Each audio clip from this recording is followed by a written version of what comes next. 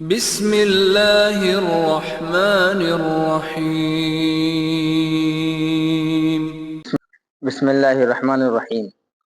سجدہ سہو کرنے کے متعلق ایک اصول: اگر کسی شخص سے نماز پڑھتے ہوئے کوئی غلطی ہو جائے اور کوئی واجب چھوٹ جائے، واجب چھوٹنے کے بعد وہ شخص جو ہے فرض کے اندر چلا جائے، تو اب اسے واجب ادا کرنے کے لیے فرض سے نہیں لوٹنا چاہیے، کیونکہ سجدہ سہو واجب ہو گیا۔ اب سجدہ سہو اسے ویسے بھی کرنا ہے۔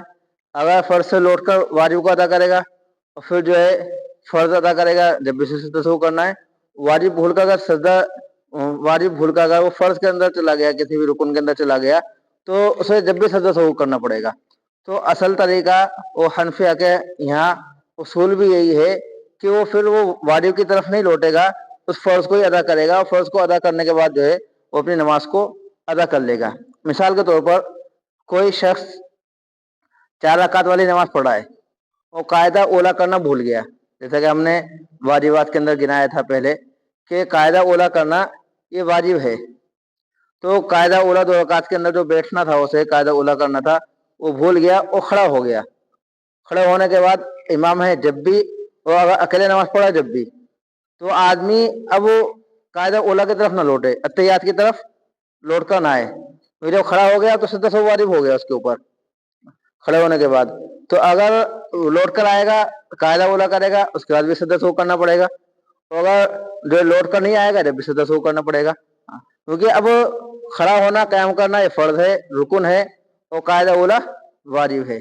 تو اس لیے فرض سے واجب کی طرف لوٹنا یہ مناسب نہیں ہے، تو اس لیے آدمی کو لوٹنا نہیں چاہیے۔ ایک مثال، دوسری مثال اسی طرح کہ جو ہے وطر پڑھ رہے ہیں، چاہے وہ امام صاحب ہوں، رمضان کے اندر جیسے وطر پڑھاتے ہیں، یا عام حالت کے اندر جو عام آدمی منفرد جو ہے وطر پڑھتا ہے، تو وطر کے اندر مثال کے طور پر کبھی کوئی آدمی، کوئی شخص جو ہے دعا قنوت بھول جائے اور رکوع کے اندر چلا جائے، رکوع میں جانے کے بعد یاد آئی، تو اسے اب لوٹنا نہیں ہے، اسے جو ہے واپس نہیں لوٹنا۔ ہاں، رکوع کے اندر چلا گیا، رکوع کے بعد جو ہے قوما کرے، جلسہ سجدہ کرے، اس کے بعد جو ہے نماز مکمل کرے، آخر کے اندر سجدہ سہو کر لے۔ وہ رکوع سے دعا قنوت پڑھنے کے لیے نہیں لوٹے گا، کیونکہ اب سجدہ سہو اس پر واجب ہو گیا۔ اس لیے اسی طرح جو ہے ہم اس قاعدے کو سمجھنا چاہیے، اس اصول کو سمجھنا چاہیے۔ کہیں بھی اگر ہم سے کوئی واجب چھوٹ جائے اور ہم واجب چھوٹنے کے بعد فرض کے اندر چلے جائیں، کسی رکن کے اندر چلے جائیں، تو واجب کے لیے نہیں لوٹیں گے۔ لیکن ایک تھوڑا سا دھیان دے رکھیں کہ اگر کوئی رکن چھوٹ جائے، اور رکن یعنی کوئی نماز کا اندر کا فرض چھوٹ جائے اور دوسرے فرض کے اندر چلے گئے، تو اس فرض کو ادا کرنے کے لیے لوٹنا پڑے گا، کیونکہ یہاں دونوں طرف فرض ہیں، یہاں جو ہے دونوں طرف فرض ہیں، اس لیے فرض کو ادا کرنے کے لیے لوٹنا پڑے گا۔ اگر فرض کو ادا کرنے کے لیے نہیں لوٹے تو پھر اس کی نماز ہی نہیں ہوگی سجدہ سہو کر کے بھی۔